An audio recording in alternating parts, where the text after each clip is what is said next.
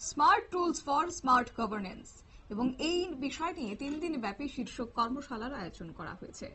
অবশ্য আজকে এই 3 দিন ব্যাপী প্রশিক্ষণ ও কর্মশালা ত্রিপুরা সরকারের অর্থনীতি ও পরিসংখ্যান পরিদপ্তর এর আয়োজনে 14 জুলাই থেকে 16 জুলাই 2025 পর্যন্ত আগরতলা আইটি ভবনে স্মার্ট ট্রেনিং অনুষ্ঠিত হয়।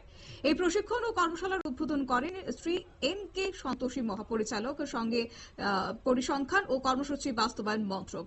গোটা বিষয় নিয়ে কি রয়েছে মন্ত্রী বিকাশ দেববর্মার বক্তব্য শুনুন। এই 3 দিনের কর্মশালার মূল বিষয় ছিল generative AI for impact smart tool for smart governance.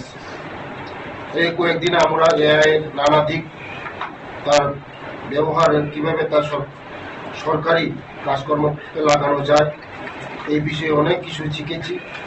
যারা অংশ নিয়েছেন তারা এআই এর বাস্তব প্রয়োগ, কাজের জগতে এর সুবিধা ও প্রশাসনিক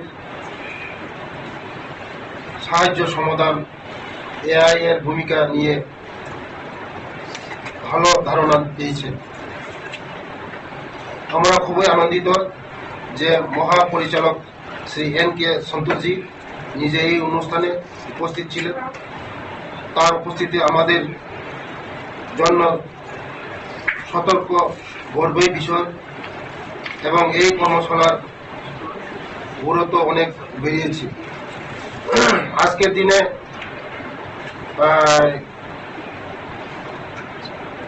কৃতজ্ঞ বা এআই সরকারি কাজকে অনেক সহজ এবং দূরত্ব করবে। হিসেব বানানো, চিঠি লেখার, খসড়া তৈরি, ফাইল বোঝা, অনুবাদ, ডাটা।